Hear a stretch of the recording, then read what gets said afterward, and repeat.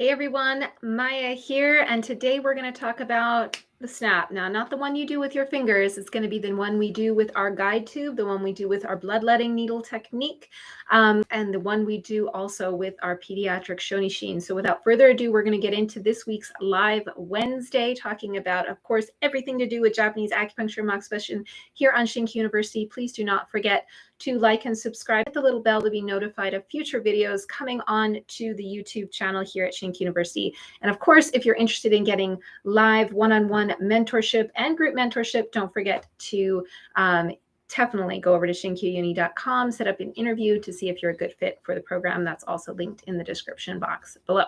So let's get straight into it. Okay, so usually when you have been taught how to do your guide tube technique, I'm going to put my video camera down so you can see. Usually you've been taught to do this.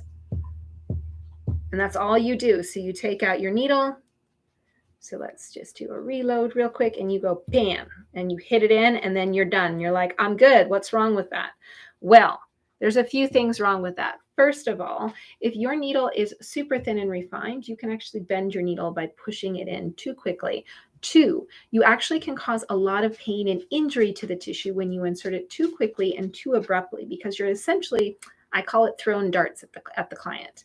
And number three, what if I told you that this technique could also give you a little bit more precise finesse when you insert your technique? And so instead of having that one bam where you just hit it in and you're done, what if you could take your technique, hit it to the first epidermal layer. Ooh, that was a bad show. So we're going to hit it to the first epidermal layer, then we're going to hit it second in, and then we hit it all the way in. So we have 3 taps, ideally, and not everybody is practice perfect every time, but boom, boom, boom. So 3 taps, dun, dun, dun, dun, dun, dun.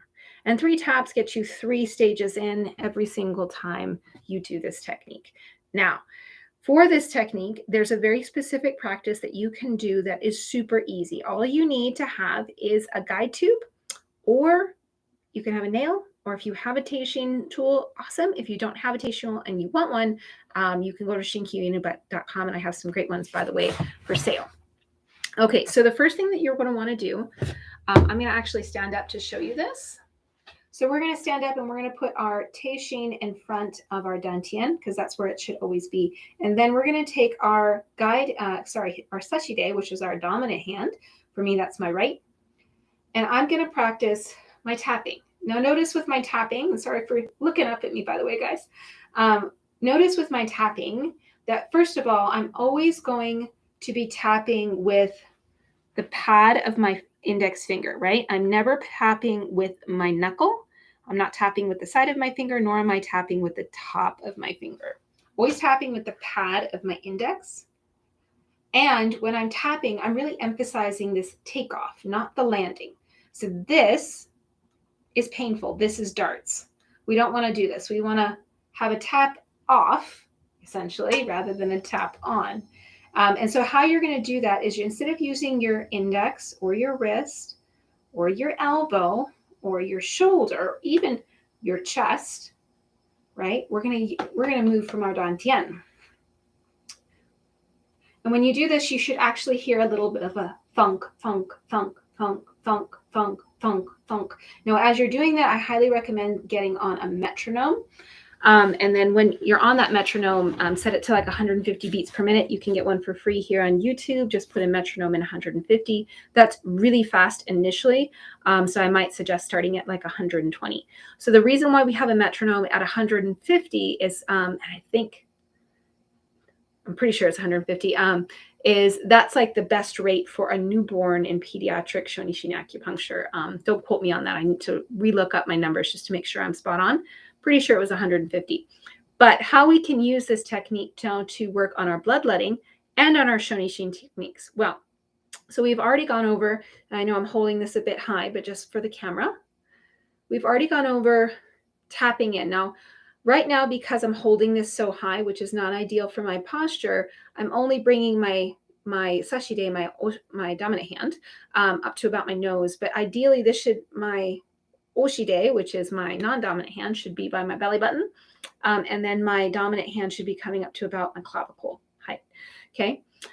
So when we do that, again, a tap in is don, don, don, don, don, don, and really try to test yourself and see if you can get like the first tap in just the dermal layer, second tap in halfway, third tap in all the way in, and really starting to get more precise with each tap. Now, how this how this really helps your bloodletting technique is it's going to be the exact same thing, except we're not going to play darts with that bloodletting technique.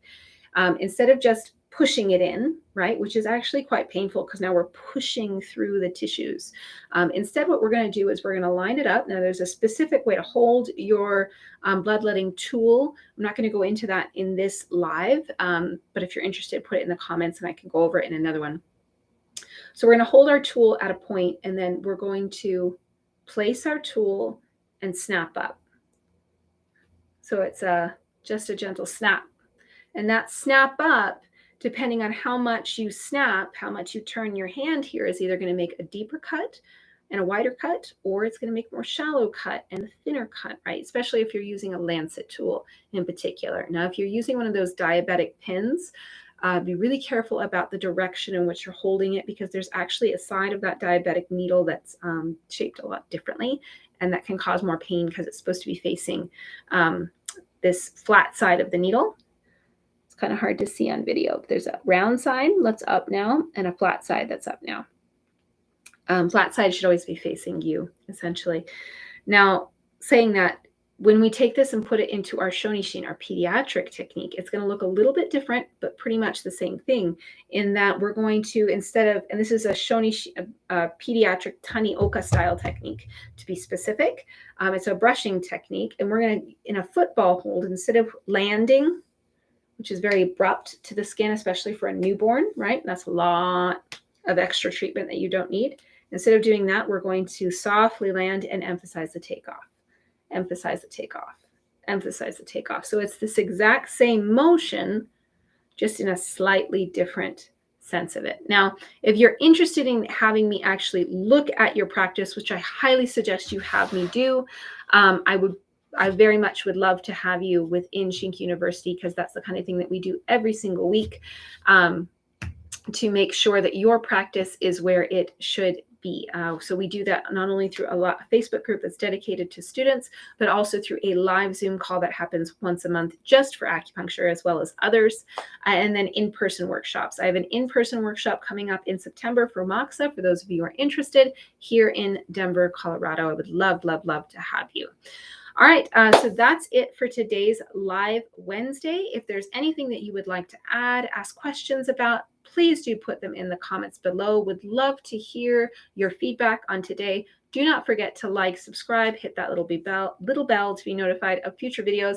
It really does help the YouTube algorithm take this video and put it in front of people who are like-minded, that really want to improve their acupuncture and moxibustion practice. So I appreciate you helping me with my mission to spread Japanese acupuncture and moxa to the world, and to help your practice go from beginner to super confident and competent in your skills in Japanese acupuncture and moxibustion, helping you to get better results with your clients, learn better from more advanced Japanese acupuncturists and moxibustion therapists, and of course, to just keep your interest piqued with continued mentorship and membership. All right. That's it for today. I hope you enjoyed this, and I will talk to you next time. Remember, every Wednesday, I'll do a live between 5 and 6 about Mountain Standard Time.